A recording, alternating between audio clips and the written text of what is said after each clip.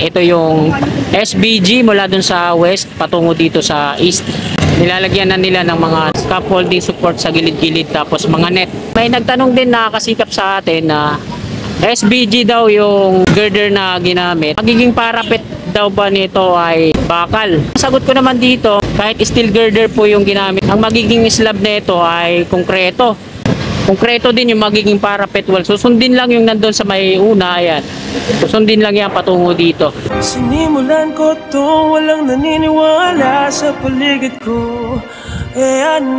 Magandang umaga po sa lahat ng minamahal nating mga viewers, sa lahat po ng mga kababayan natin dito sa Pilipinas, maging sa ang sulok ng mundo. Sa mga kababayan din natin dyan sa ibang bansa, mga magigiting at bayani nating OFW, magandang umaga po sa inyong lahat.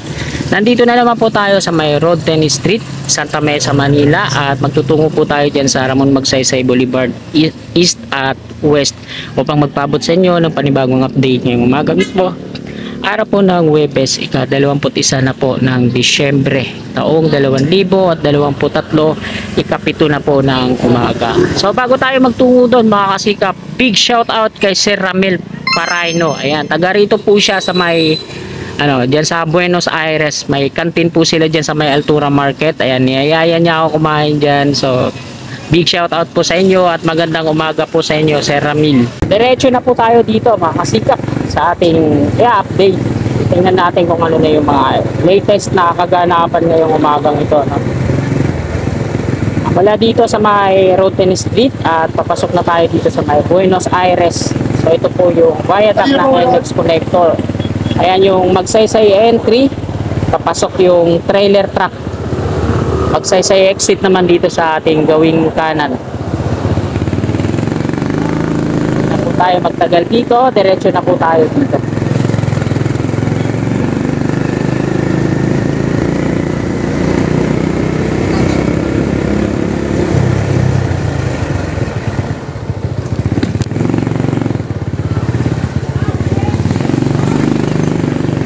Ito po yung likurang bahagi ng Altura Market. Daming buko, no? Dito nila inaayos yung mga gulay nila na ititinda sa harap. Tapos nandito din yung parkingan ng mga motorsiklo. Tapos may tricycle dito, toda. Kapanan na po tayo dito. Palabas na po tayo ng Ramon Magsaysay Boulevard westbound.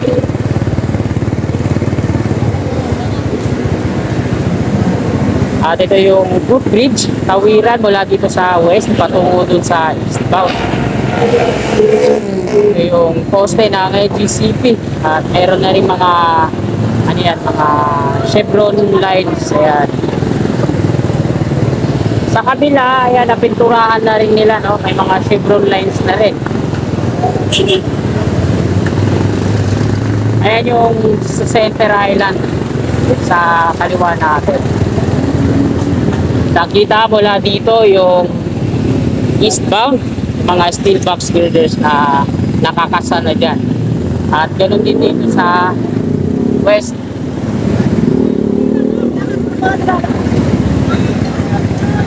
Hinto muna tayo dito sa may Magsaysay entry, Manandalian, para kunan natin ang video. Balik tayo kanina doon sa may Buenos Aires. Ito yung gilid niya, no?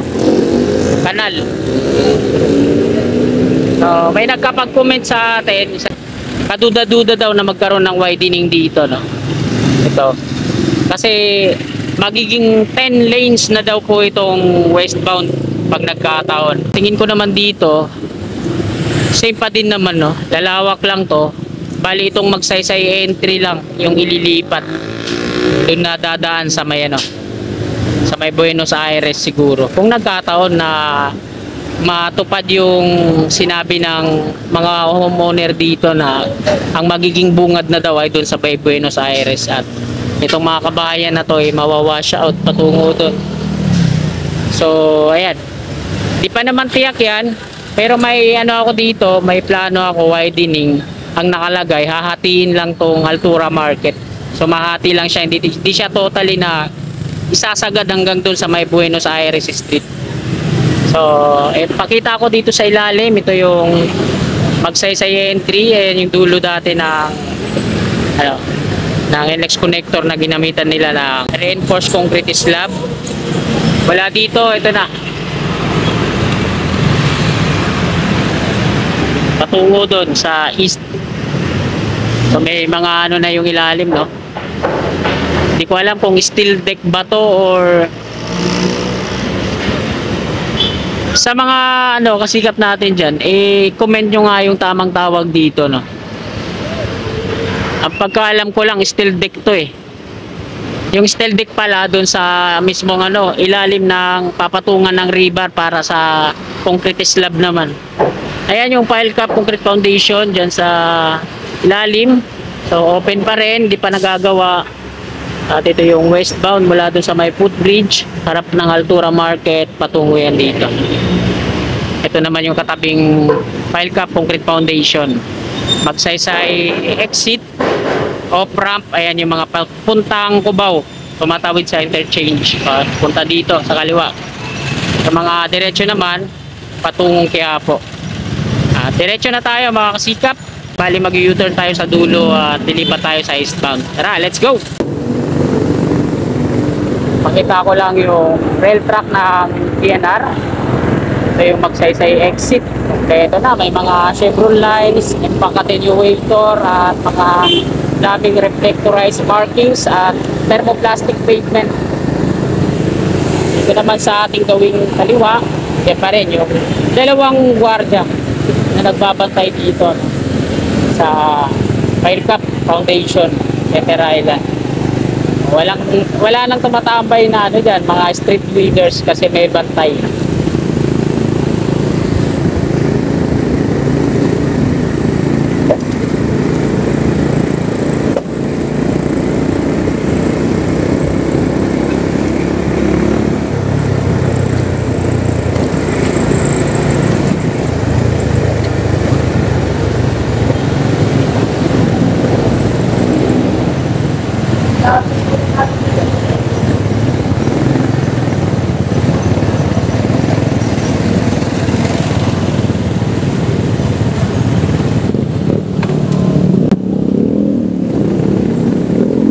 Dito na po ako mag-U-turn. Bali kakanan po muna ako dito. Tapos saka tayo pesto.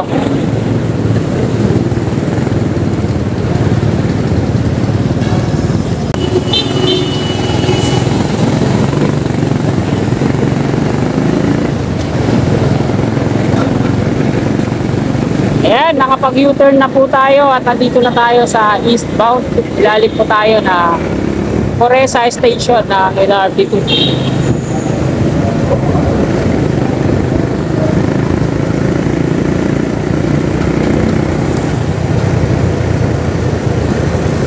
At ito na, yung pinakadulo na construction. Wala dito sa east. Ayan o. Ganda ng kulay, no? Dilaw. At may mga chevron lines. Sana matapos yan hanggang doon.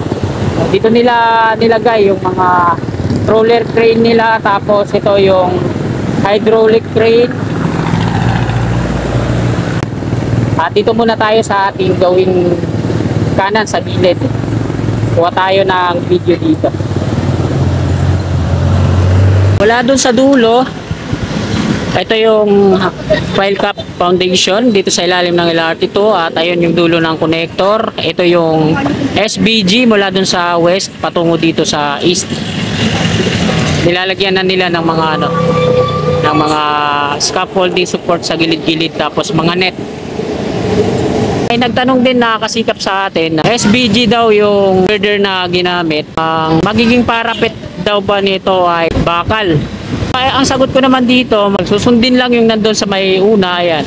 Susundin lang yan patungo dito. So, konkreto din yung magiging parapet wall niya. Diyan na yung mga foreman nila, tsaka mga engineers. May dala-dalang yung pang surveyor. So, dako na tayo dito sa ilalim.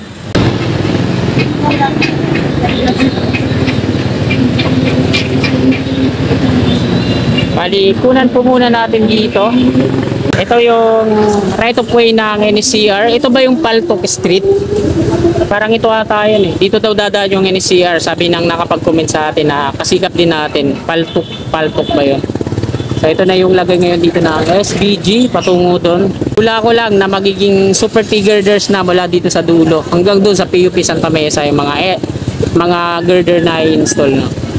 So ito yung latest na update natin ngayon dito.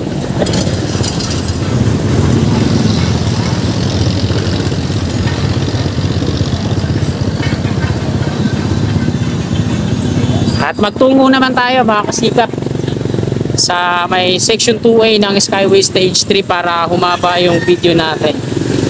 Ito yung tawiran. Ganda yung mga mga foreman at engineers nagpasukan na.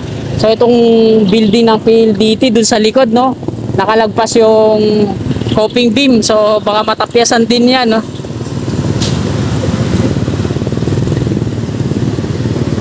Bali, didiretso tayo yung update natin hanggang dun sa may section 2A at dun na tayo sa may Quirino Avenue northbound mag-end ng ating vlog. Ilan-ilan lang yung nakikita akong mga jeepney. Ito yung update sa gasolina. 57 yung unleaded, 62 yung premium, 66 yung diesel. Nakana na po tayo dito, Paco Santa Mesa Road.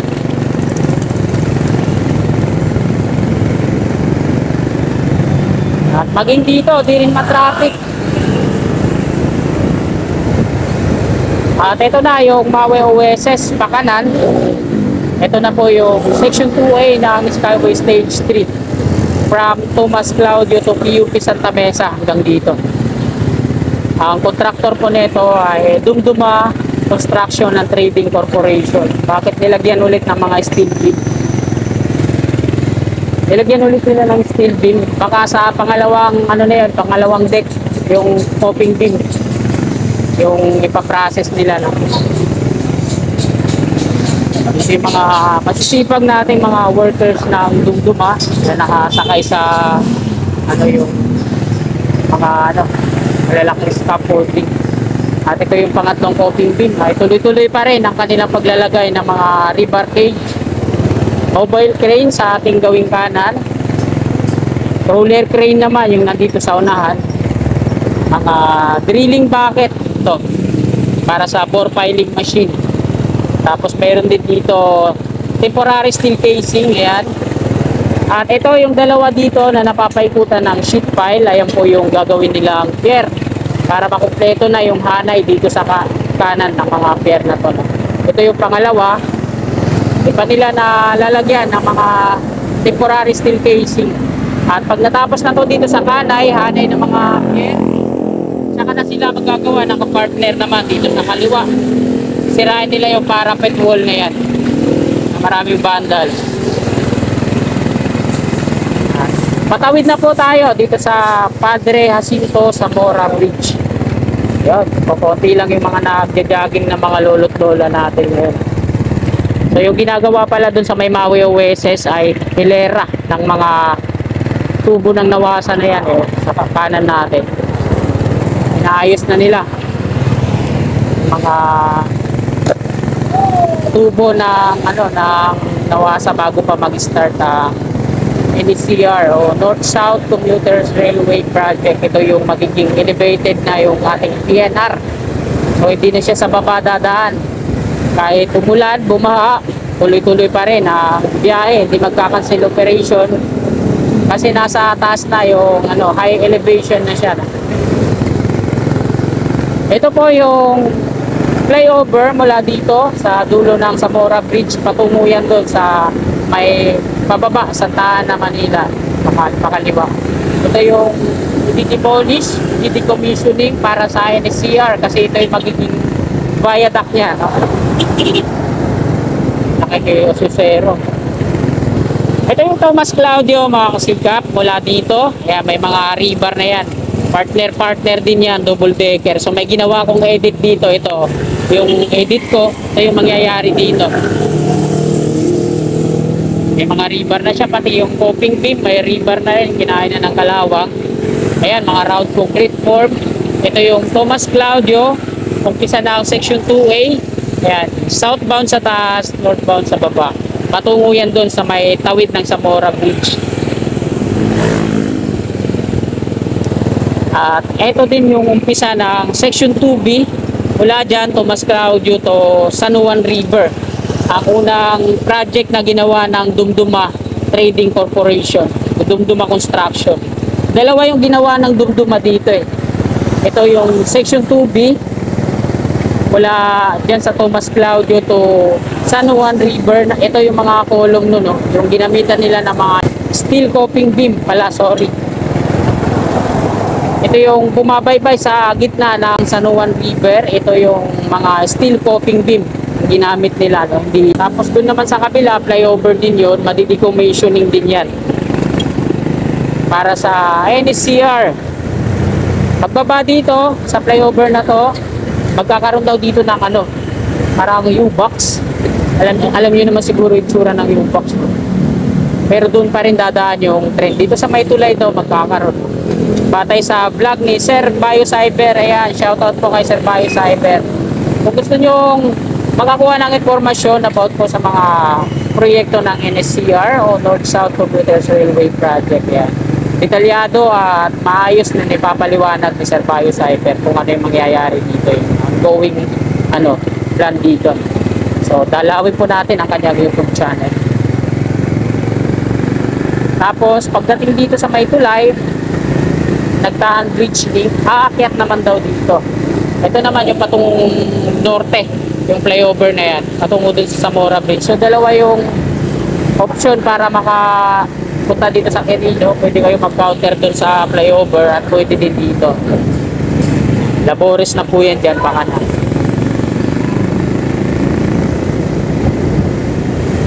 At nandito na tayo mga kasikap sa may northbound ng Quirino Avenue. Nasa harapan natin yung Plaza Azul. Mga fabricated na ng Plaza Azul. Ginagawa nilang pader, pinagtatagpi-tagpi. Baka dito ilalatag yun, mga fabricated na yan, prefabricated. Kasi tinatanggal nila, nililinis nila, baka lalagyan nila ng mga pader na prefabricated.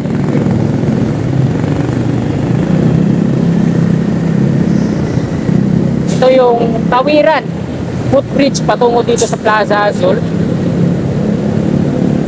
Dugyot na footbridge. Nakakyat na po ako dyan. Ang dami pong hoops.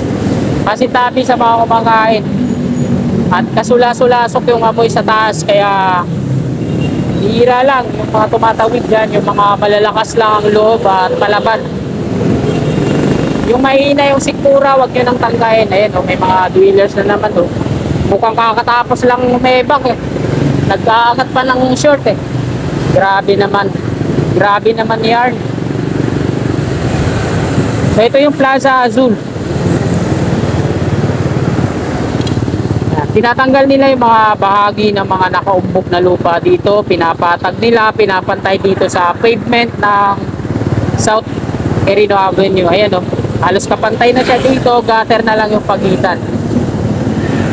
So di ko alam kung DPWH ba yung gumagawa dito or kailangan nating tanungin. Baka DMCI din to yung uniform kaparehas Ay SMC. Kita natin sa truck nila SMC Infrastructure. Sila yung gumagawa. Madami pa pala dito mga fabricated tinatanggal nila. Pati ito. Dito nila tinatambak. Ayan pala mga nakaano dito. Nakaparang sahig. Truck nila nakalagay SMC Infrastructure. Yan. So SMC pa rin yung gumagawa dito. Tinatanggal nila tong mga fabricated na to na parang So marami na doon natanggal nila dito, nakailera lang dito Pati ito natanggal na rin nila, pinagpatong-patong. Tinatanggal nila yung mga bahagi ng lupa na nakaumbok dito. Yan. Dito sa gilid, sa may gutter na lang pagitan, pantay na. Yung monumento ng Plaza Azul nandiyan pa rin, di pa rin tinatanggal. At ito yung Skyway Stage 3. Off-ramp to. Galing south, patungo dito sa hanggang dun sa Mabini Bridge. Tapos ito, on-ramp yung isa dyan, tapos off-ramp naman. Patungong north ata yan, on-ramp, off-ramp. Yun, laki oh. SMC Infrastructure. So ayan mga kasikap, natapos na po yung update natin ngayong umaga. Dito na po nagtatapos tong video na to. Mag-i-exit na po ako at magpapasalamat na ako sa inyo. Sana bago nyo lisanin tong video na to, paki-like na lang po. At sa mga kasikap natin na bago lang napadaan sa aking YouTube channel at gusto nyo yung ganitong content, mag-subscribe na po kayo. I-click nyo po yung subscribe button dyan sa baba at yung katabi niyang bell. I-pilol po natin para lagi tayong manonotify pag may mga bago akong video. So hanggang dito na lang. Magandang umaga. God bless po sa ating lahat. Oh, my angel, angel, baby, angel.